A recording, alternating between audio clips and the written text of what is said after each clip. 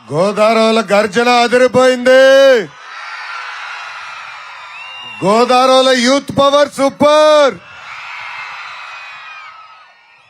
ద్వారకా తిరుమల వెంకటేశ్వర స్వామి ఆలయం ఉన్న పుణ్యభూమి పశ్చిమ గోదావరి జిల్లా. గోదావరిలో మమకారం వెటకారం రెండు సూపర్. గోదావరి జిల్లాకి చెందిన అమ్మాయికి పెళ్ళైంది కదా, బ్రహ్మణి గోదావరి జిల్లాకి చెందిన అమ్మాయి. నాకు తెలుసు మీరు చూపించే ప్రేమ, ఆప్యాయం, పలకరింపు ఏనాడు ఎవ్వరు మరవలేరు. ప్రపంచానికే రొయ్యల చేపలు పంపించేది గోదావరి జిల్లా. ఏ రంగంలో తీసుకున్నా గోదావరి వాళ్ళు నంబర్ 1 గా ఉంటారు. కష్టాన్ని నమ్ముకున్న వారు గోదావరి జిల్లా వాసులు. ఎప్పటి నుంచో నాకు కోరిక ఉంది. సాంప్రదాయంగా మీరు కోడి పందాలు వేస్తారు, చూడాలనుకున్నా ఎప్పుడు చూడాల. వచ్చే సంక్రాంతికి తప్పనిసరిగా వస్తాను. సాంప్రదాయంగా వేసే కోడి పందాలు నేను చూస్తాను. గతంలో ఇదే గడ్డపై యువగలం పాదయాత్ర చేశా. ఇప్పుడు ఏకంగా యువగల సభ పెట్టుకుంటాం. నా అదృష్టంగా భావిస్తున్నాను. ఈ మధ్యన ఆంధ్ర రాష్ట్ర ముఖ్యమంత్రి గారు ఎక్కడికి వెళ్ళినా సింహం లాగా సింగిల్ గా వస్తున్న డైలాగులు కొడుతున్నారు. ఇక్కడున్న యువతను ఆలోచించమంటున్నా. సింహం పర్దాలు కట్టుకుంటూ వస్తుందా, లేదంటే సింహం వచ్చే ముందలా చెట్టులు నరుకుతారా? జగన్ ని వేటాడడానికి 2 సింహాలు రెడీగా ఉన్నాయి. ఒకటి చంద్రబాబు నాయుడు గారు, ఇంకొకరు నేను అన్నగా భావించే పవన్ అన్న. జగన్ నీ టైం అయిపోయింది.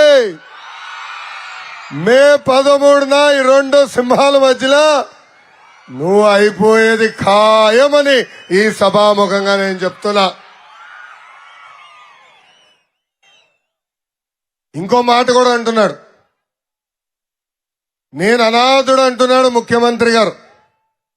ఇది చూసిన తర్వాత నాకు ఒక కథ గుర్తొచ్చింది.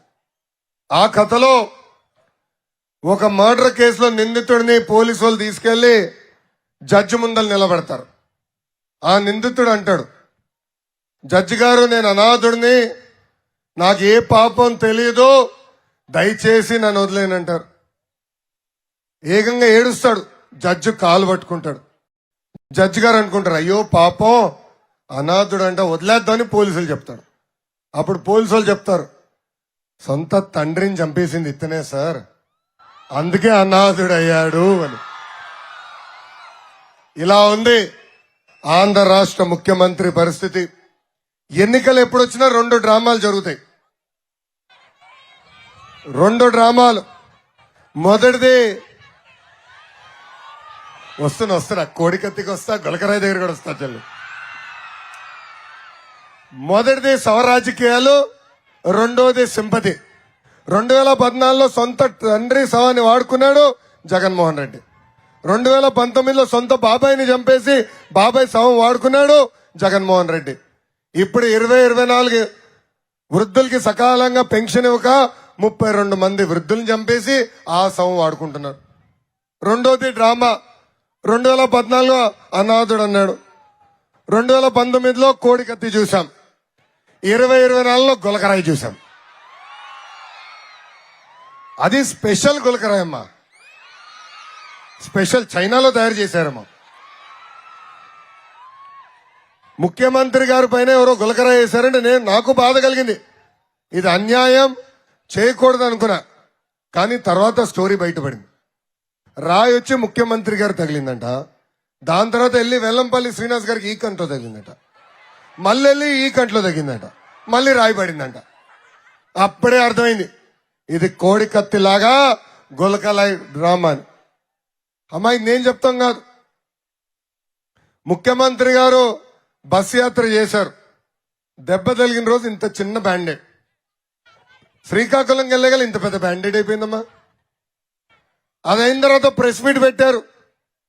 కనీసం ఒక చిన్న గాయం కూడా కంపడలేదు, మరక కూడా లేదు. ఎంత అద్భుతంగా నటిస్తాడు. అందుకే చెప్పా, జగన్మోహన్ రెడ్డి గారు అనవసరం రాజకీయాల్లోకి వచ్చారు. అదే కానీ సినిమాల్లోకి వెళ్ళుంటే నా బ్రహ్మానందం గారికి పోటీ పడేవాడబ్బా. భాస్కర్ అవార్డులు ఎట్టుకు వచ్చినాయి, ఆస్కర్ అవార్డు కూడా వచ్చేదేమో, అంత అద్భుతంగా నటిస్తాడు. మళ్ళీ ఆయన పక్కన వెల్లంపల్లి శ్రీనివాస్ గారిని ఒక ఆయన ఉన్నాడబ్బా, ఆయన కూడా మామూలు నటన కాదు. ఒకరోజేమో ఇటు కట్టాడు తెలియ, మొదటి రోజు అయ్యో పాపం కంటు చూపు పోతున్నాం అనుకున్నా, కానీ పడుకున్న తర్వాత కట్టు కాస్త ఇటు వెళ్ళింది తల్లి, ఈ కన్నుకు పెట్టాడు. అంటే ఎంత అద్భుతంగా వీళ్ళందరూ నటిస్తున్నారో ఒక్కసారి ఆలోచించండి. నేను భయపడేది ఒక విషయం తల్లి, గతంలో కోడి కత్తి తర్వాత బాబాయ్ శవం బయటకు వచ్చింది, ఇప్పుడు గులకరా అయిన తర్వాత ఎవరింటి నుంచి ఎవరి శవం బయటకు వస్తుందా అని భయపడుతున్నా. అంటే సవర్ రాజకీయాలు చేస్తాం. జగన్మోహన్ రెడ్డి గారు తెలిసిన విషయం. ఇప్పుడు కొత్తగా ఒక చట్టం తీసుకొచ్చారండి, దాని పేరు ల్యాండ్ టైటిలింగ్ యాక్ట్ చట్టం. అంటే భూ హక్కులు కల్పించే చట్టం. అది ల్యాండ్ టైటిలింగ్ యాక్ట్ చట్టం కాదు, ల్యాండ్ గ్రాబింగ్ యాక్ట్ చట్టం. అంటే మనం ఉన్న భూములన్నీ వైకాపా నాయకులు కొట్టేదానికి ప్రయత్నిస్తున్నారు. అమ్మా చెమటోర్చి రూపాయి జమ చేర్చి మనం భూములు కొనుక్కుంటాం, లేదంటే తల్లిదండ్రులు కొన్న భూములు మనకి ఇస్తారు, లేదంటే తాత ముత్తాతలు కొన్న భూములు కూడా మనకి ఇస్తారు. ఇదేదో జగన్మోహన్ రెడ్డి గారు ఇచ్చినట్టు ఆయన ఫోటో దానిపైన. ఎందుకబ్బా అంత బిల్డప్? మళ్ళీ సర్వే చేస్తే ఆ సర్వే రాయలు కూడా ఈయన ఫోటో.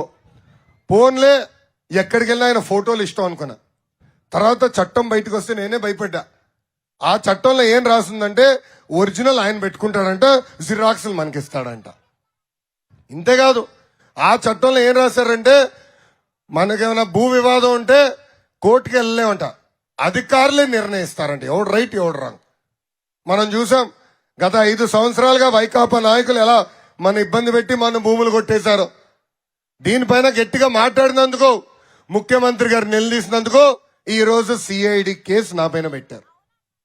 జగన్ గారు చెప్తున్నా, పెట్టుకోయా సిఐడి కేసు, సిబిఐ కేసు పెట్టుకో, ఇంటర్పోల్ కేసు పెట్టుకో, 29 కేసులు నా పైన పెట్టావు, ఇది 24వ కేసు.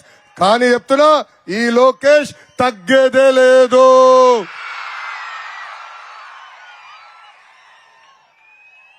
మై డియర్ జగన్, బామలకే భయపడిన కుటుంబం మాది.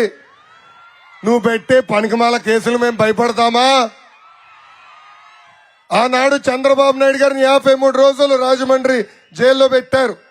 ఆనాడే చెప్పా, సింహం బయట ఉన్నా జైల్లోనా సింహం సింహమే అని. ఇప్పుడు అదే సింహం జగన్ ని వేటాడడానికి వచ్చింది. 2014లో ఆంధ్ర రాష్ట్ర విభజన ఎలా జరిగిందో అందరు తెలుసు. కట్టుబట్టలతో మెడబట్టి మన బయటికి గెంటేశారు. రాజధాని లేని రాష్ట్రంగా మనం ఏర్పాటు చేశారు. సచివాలయం హైదరాబాద్ లో ఉండే, అసెంబ్లీ హైదరాబాద్ లో ఉండే. ఆ అసెంబ్లీ సాక్షిగా ఆనాడు చంద్రబాబు నాయుడు గారు ఒకే రాష్ట్రం ఒకే రాజధాని అభివృద్ధి వికేంద్రీకరణ అన్నారు. రాష్ట్రంలో అన్ని జిల్లాలకి పెద్ద ఎత్తున పెట్టుబడులు పరిశ్రమలు తీసుకొచ్చారు.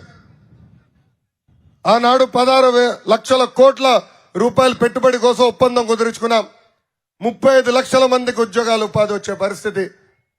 చంద్రబాబు నాయుడు గారు ముఖ్యమంత్రిగా ఉన్నప్పుడు 44,000 పరిశ్రమలు తీసుకొచ్చి 6 లక్షల మందికి ఉద్యోగాలు ఉపాధి కల్పించారు. చంద్రబాబు నాయుడు గారి నాయకత్వంలో Kia car made in Andhra Pradesh, Xiaomi phone made in Andhra Pradesh, Apollo tyres made in Andhra Pradesh, Asian paints, Berger paints made in Andhra Pradesh. అంతెందుకు మనం టీసీఎల్ టీవీ కూడా మేడ్ ఇన్ ఆంధ్రప్రదేశ్. ఇలా అనేక పరిశ్రమలు తీసుకొచ్చారు. అభివృద్ధి వికేంద్రీకరణ ఏంటో ఆనాడు చేసి చూపించారు. ఇంతేకాదు 2 డిఎస్సీలు ఏర్పాటు చేశాం. 32,000 పెండింగ్ పోస్టులు కూడా ఆనాడు భర్తీ చేసింది మన ప్రభుత్వం. స్కిల్ డెవలప్మెంట్ ద్వారా 2,30,000 మందికి ట్రైనింగ్ ఇచ్చాం. 1,20,000 మందికి దాంట్లో ఉద్యోగాలు ఉపాధి కూడా వచ్చింది.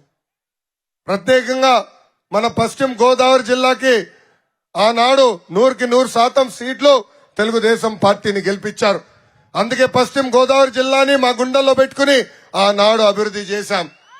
ఆక్వా రంగాల్లో మన పశ్చిమ గోదావరి జిల్లాకి పెద్ద ఎత్తున ప్రోత్సహించాం.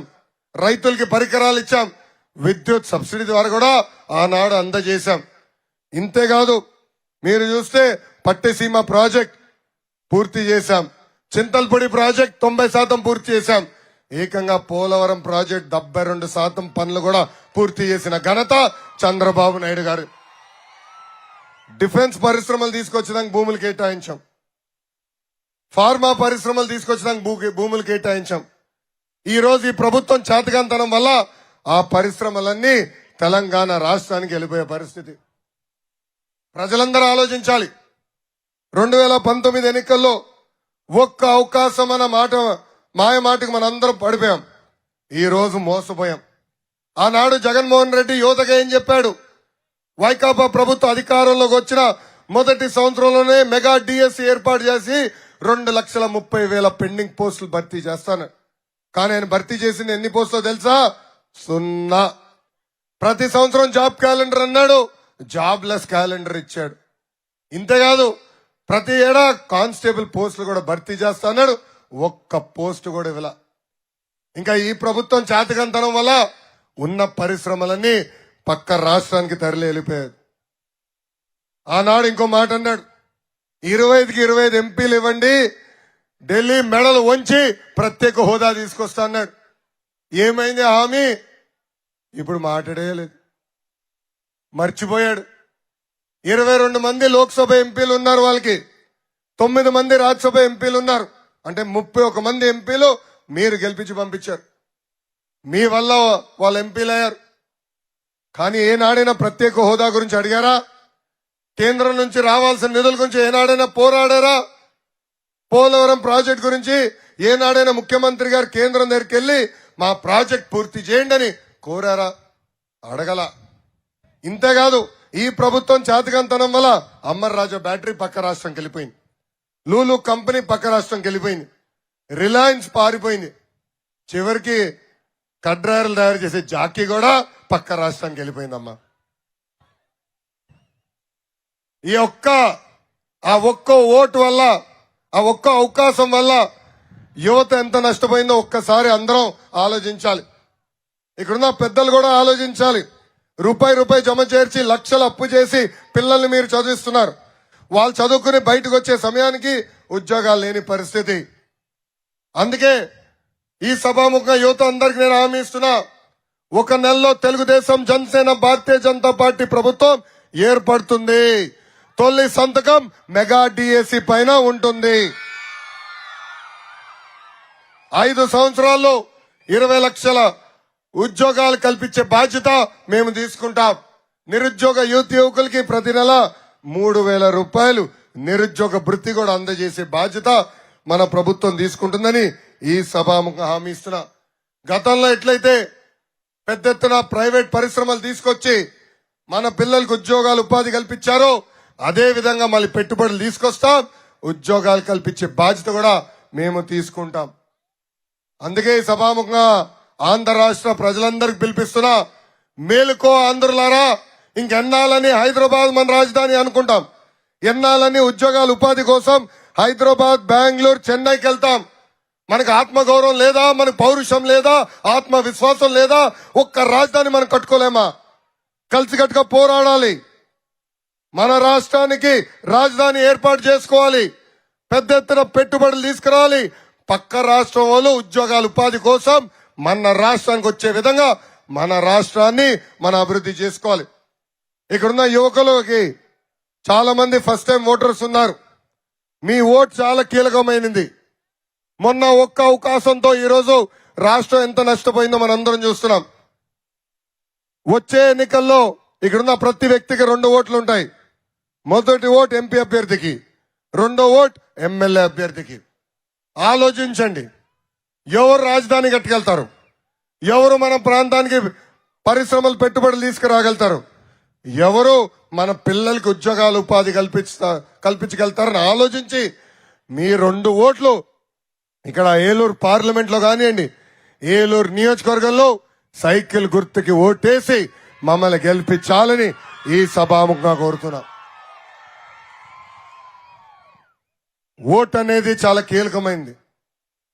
ఎండలు గట్టిగా ఉన్నాయి, అందరికి చోట్ల కారిపోతున్నాయి.